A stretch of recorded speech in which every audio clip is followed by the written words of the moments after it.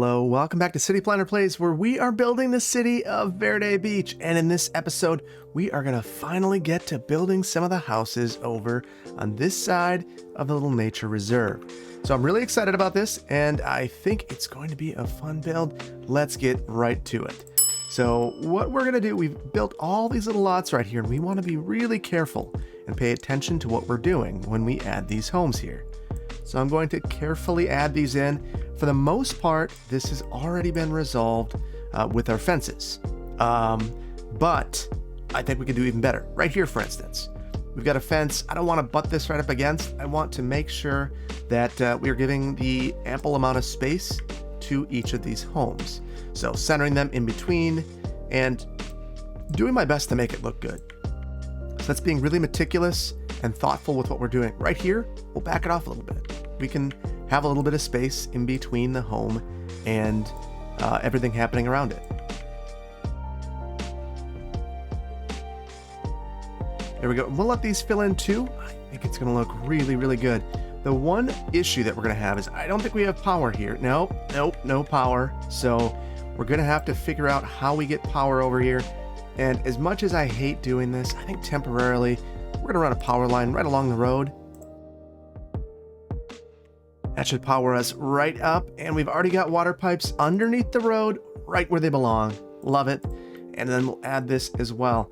And, this isn't the height of realism, but I think what we're going to do is just add our water pipes underneath this road anyway, because we're gonna get to this at some point. And I want to be able to loop this. You just never know when we're going to have a disaster. So, let's prepare for it.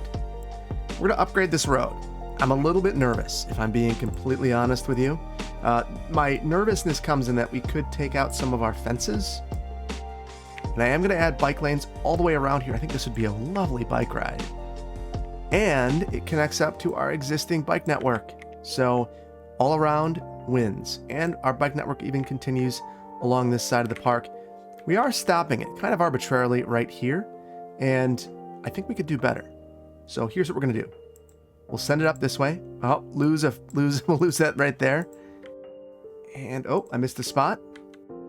Let's send a bike path, right up here. And then I got a path to add back here.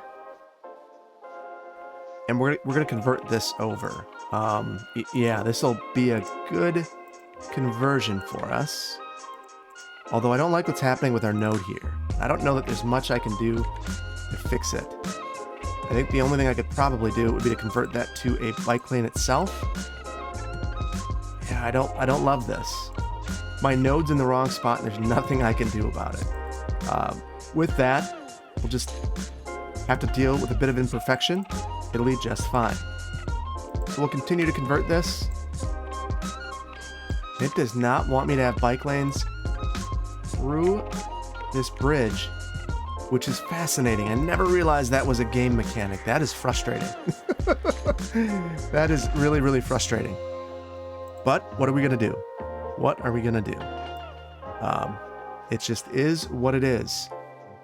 All right, so we've got a little bit more to upgrade, and look at that. We're going to take out a house. We just put that one there, and we're immediately telling them to vacate and taking their home. Same thing there. Darn it. And that's one of the problems that you can have, is that when you do this, when you upgrade your roads after the fact, you can have homes that just simply get demolished because they're too close to that dirt road. And there is a little bit of a difference in between the size of the dirt road and the normal everyday roads that you have. All right, so we're going to add some fences through here.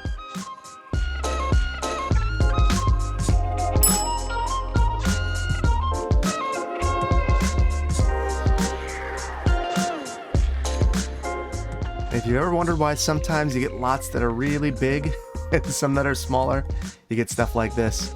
The developer is going to probably look at these and go, that's a desirable lot.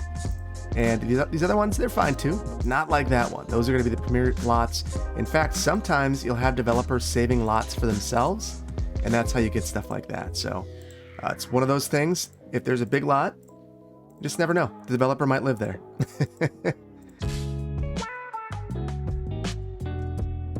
That's just looking really good now. Really pleased with how that turned out. The only thing I'm not super pleased about is our bike facility issue. That is not ideal. I think that we could all admit that that's not ideal. I'd send it up and over, but this is our wildlife overpass, so we don't want people buzzing by here on a bike, so they're probably gonna have to use the sidewalk. Let's see if that's actually occurring or not. So if we pop in here, we'll look at our cyclists only. Nothing. How about right here? Nothing. I guess it's not a very desirable route. Maybe we could improve that though.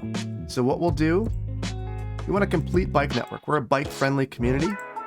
We'll come up here. We'll extend this all the way down. There we go.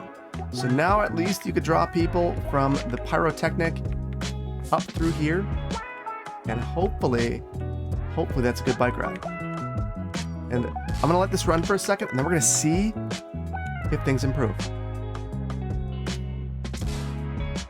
Okay, so let's take a look and see what is happening here. Do we have any activity? Oh, I already see some. There we go. And where are they going? Are they going all the way through? They are.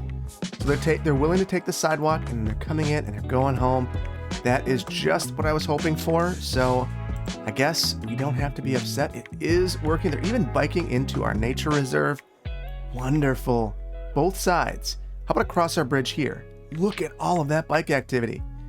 That is really outstanding. Going all the way to Burning Palms. Love it. This is what you want to see. You want to see people getting out of their cars, getting on their bikes, and getting around town. The weather's good here, unlike where I am half the time. So you might as well take advantage of it. And this is one of my favorite parts of the After Dark DLC. The After Dark DLC is where bikes were introduced. And really, it's a big miss that it's not in the base game. It's a big focus of urban planning these days, especially if you're in Europe, which is kind of interesting to see biking missed in the first iteration of this when so many European cities are so bike friendly. Oh, and things are looking so good. Our bike network is doing really well. Let's have a brief city tour.